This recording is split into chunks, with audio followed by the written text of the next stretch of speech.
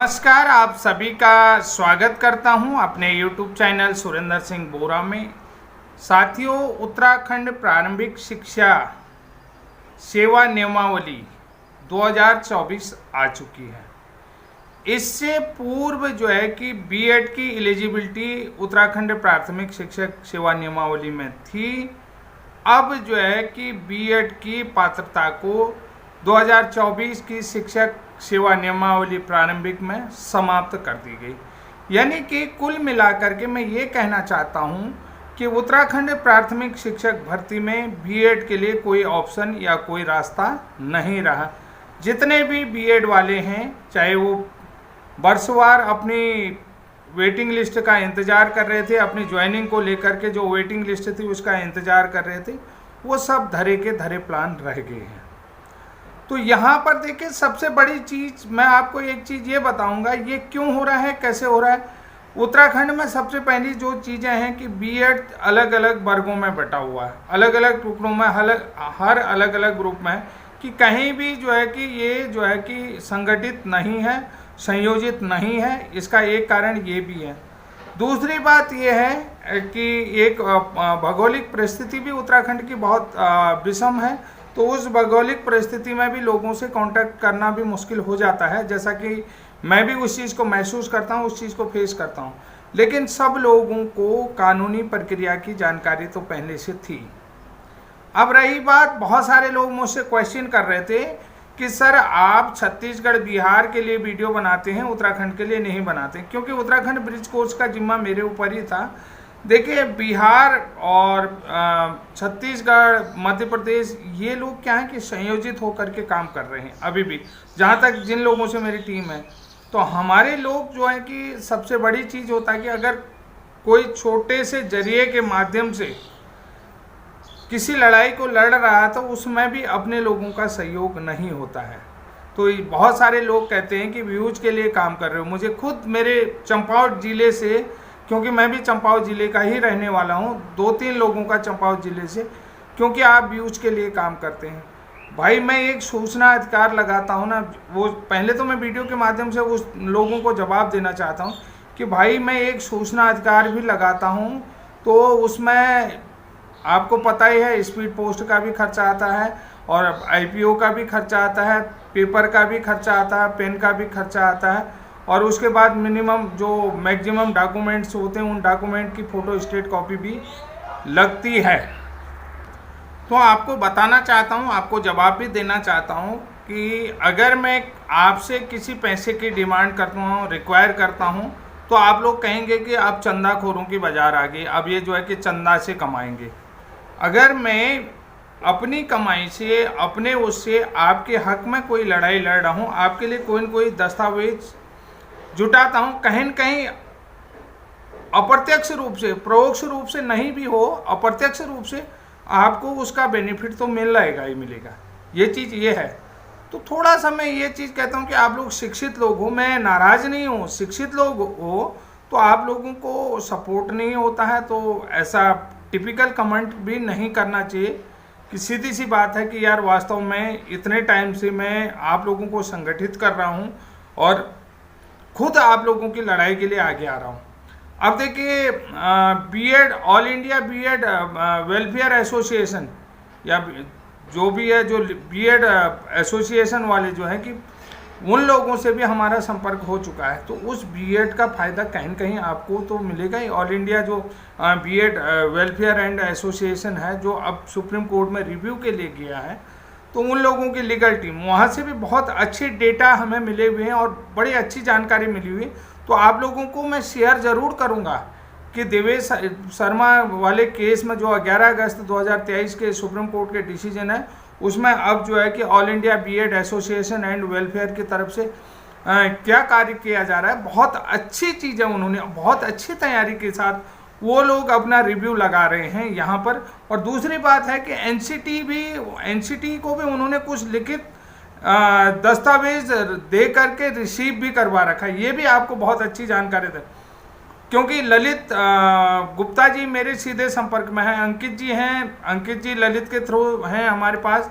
तो ये सारे ललित सर हैं, अंकित सर हैं, ये लोग जो हैं कि बीएड और सत्यम पाठक जी हैं, इन्होंने बहुत अच्छा केस हम लोगों के साथ ग्रुप डिस्कशन हुआ है, मेरे साथ हुआ कि आगे क्या प्रक्रिया हो सकती है। तो मैंने एक वीडियो भी बना रखा है कि जो अभी तक जजमेंट हैं, कुछ जजमेंट पलट भी सकते हैं, ऐसी संभावनाएं लग रही हैं, क्योंकि एनसीटी को लेकर बीएड एसोसिएशन ने भी बहुत दबाव एनसीटी के ऊपर अब डालना शुरू कर दिया। लेकिन हम बात यहाँ पर क्या कर रहे हैं उसके बारे में बात करते हैं कि उत्तराखंड शिक्षक प्रारंभिक शिक्षक सेवा नियमावली संशोधित होकर के आ चुकी है। तो बहुत सारे लोगों के सवाल हैं कि सर उत्तराखंड के जो बाकी की भर्ती बची हुई उसका क्या होगा, क्या उन लोगों की पुनः काउंसलिंग होगी या जो है कि भर्ती को रद्द किया जाएगा। ये बहुत बड़ा सवाल भी है और वाजिब सवाल भी है और ये जायज़ सवाल भी है हर किसी के मन में, क्योंकि बीएड वालों को दूसरा सवाल ये आ रहा है कि बीएड वालों को अब भर्ती में शामिल किया जाएगा या नहीं किया जाएगा, ये भी एक सवाल आ रहा है। अब दूसरी बात देखिए, 11 अगस्त 2023 के सुप्रीम कोर्ट के फैसले के बाद बीएड तो प्राथमिक शिक्षक भर्ती से बाहर हो चुका है। इसका मतलब है कि बीएड के रास्ते सारे बंद हो गए हैं और 2024 में जो प्रारंभिक सेवा नियमावली संशोधित कर दी, 3600 पदों में भी बीएड एलिजिबल नहीं रहेगा। तो अब रही जो पुरानी भर्ती यानी कि 451 पदों की रही थी, उसके बाद 2275 को 2600 के आसपास जो भी पद थे, तो उन पदों में क्या होगा जो बची हुई भर्ती है। तो बहुत सारे लोग मुझे भी समझा रहे थे कि बीच में आप जो है कि विज्ञापन के नियमों को नहीं बदल सकते हैं, भर्ती के नियमों को नहीं बदल सकते हैं, आधी अधूरी भर्ती को कैंसिल नहीं कर सकते हैं। आपके मन में ये बिल्कुल सही सवाल उठ रहे हैं, लेकिन अब इसके लिए कौन आगे आ रहा है। सवाल ये भी है कि ये सवाल आपके मन में उठ तो रहे हैं, लेकिन आपको पता भी तो होना चाहिए कि आपकी आवाज़ कौन उठा रहा है।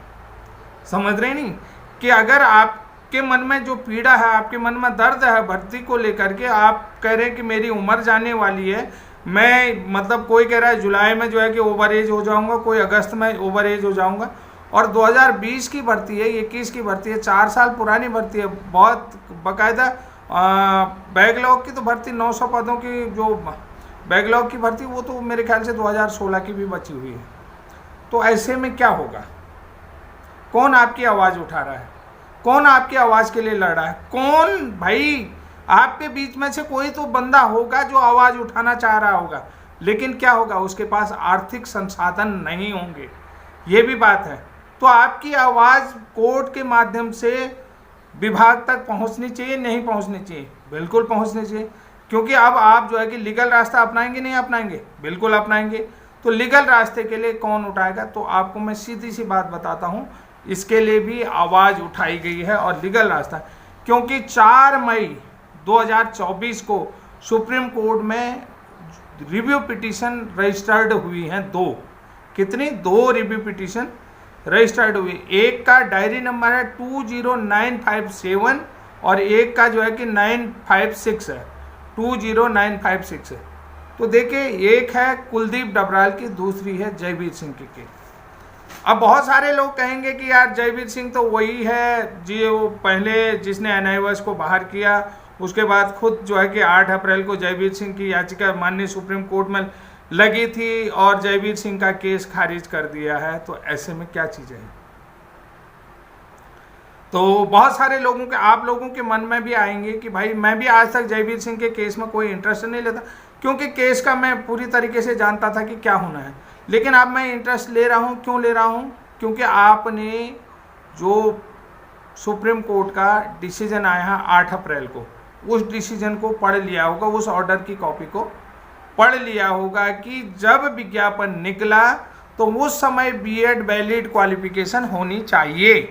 देखिए, वीडियो लंबा जा रहा होगा तो आप लोग नाराज परेशान ना होइए, पूरी चीज़ें समझ लीजिएगा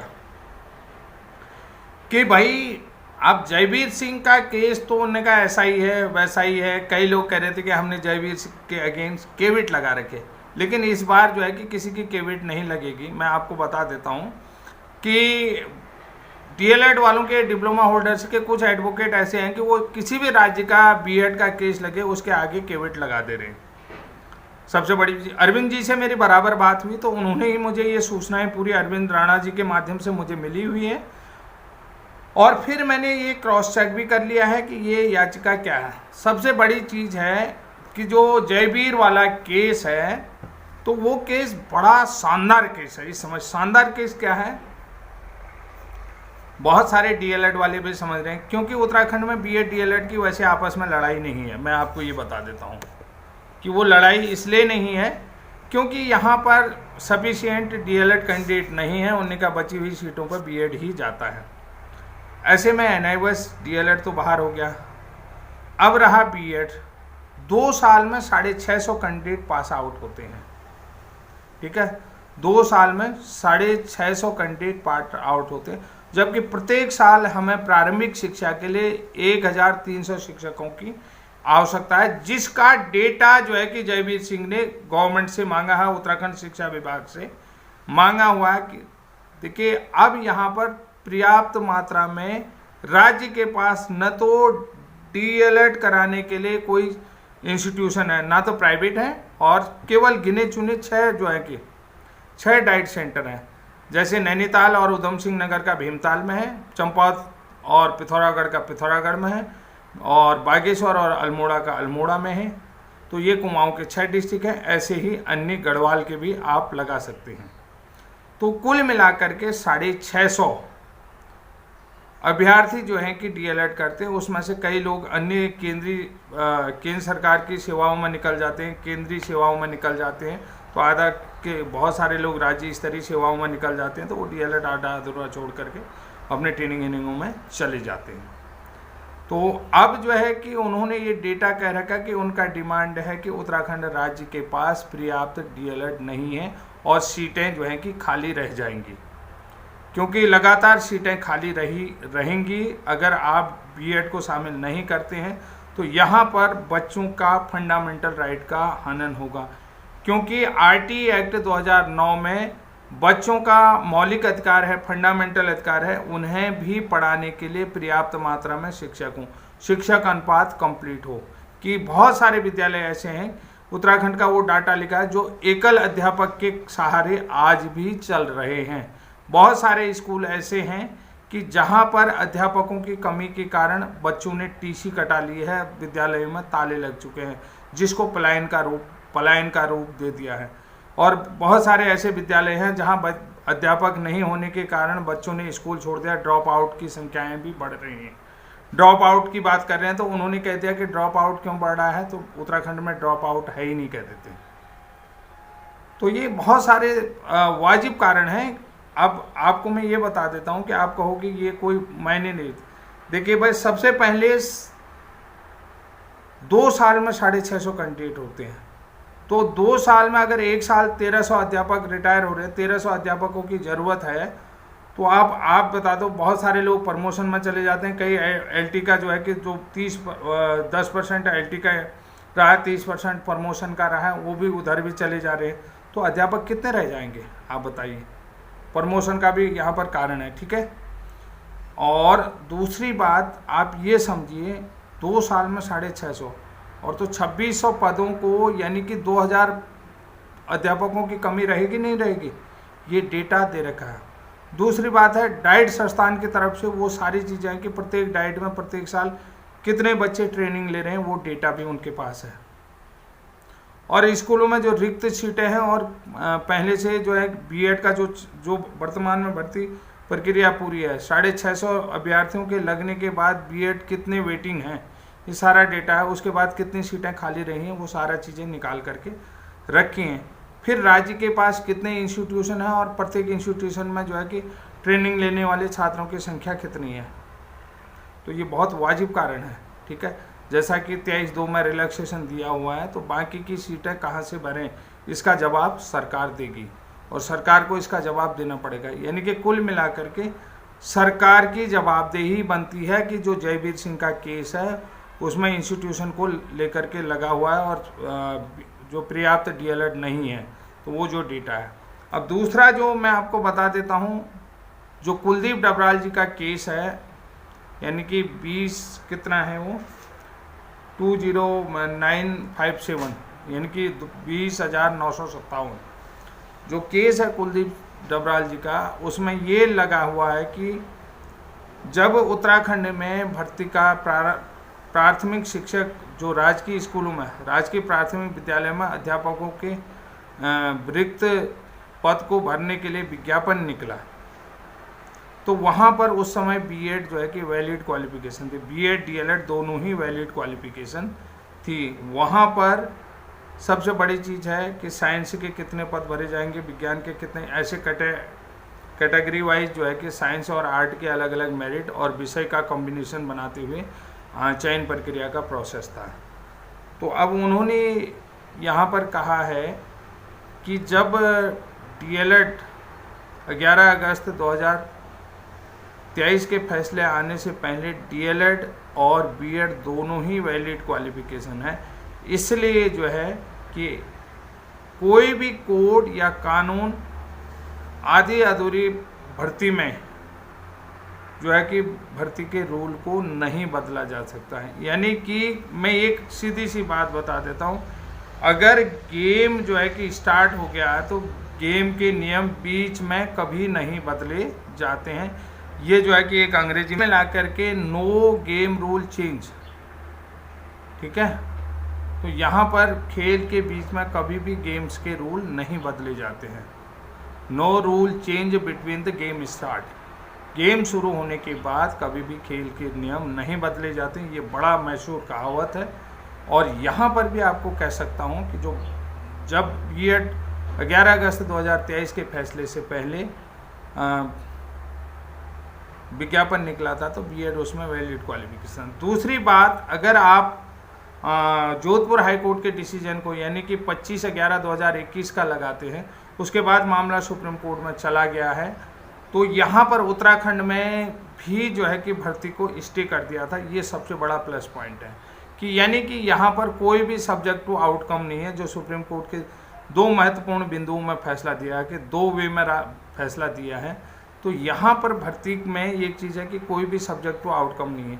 और दूसरी एक और चीज़ मैं आपको बता दें, जो उत्तराखंड ज्वाइनिंग बीएड टीचर्स हैं उसको लेकर के बहुत सारे यूट्यूबर गलत भ्रामक वीडियो बना रहे हैं कि उत्तराखंड में हाई कोर्ट ने जो है कि ज्वाइनिंग बीएड्स को बाहर कर दिया है।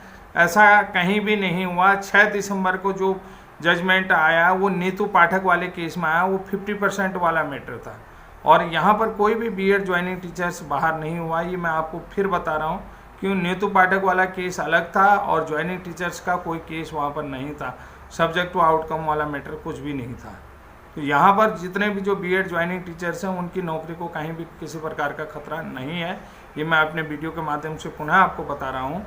तो दो महत्वपूर्ण केसों के बारे में मैंने आपको बताया और ये आप लोगों की जिम्मेदारी बनती है कि एक दूसरे को सूचना पहुँचाना और अपने हक की लड़ाई।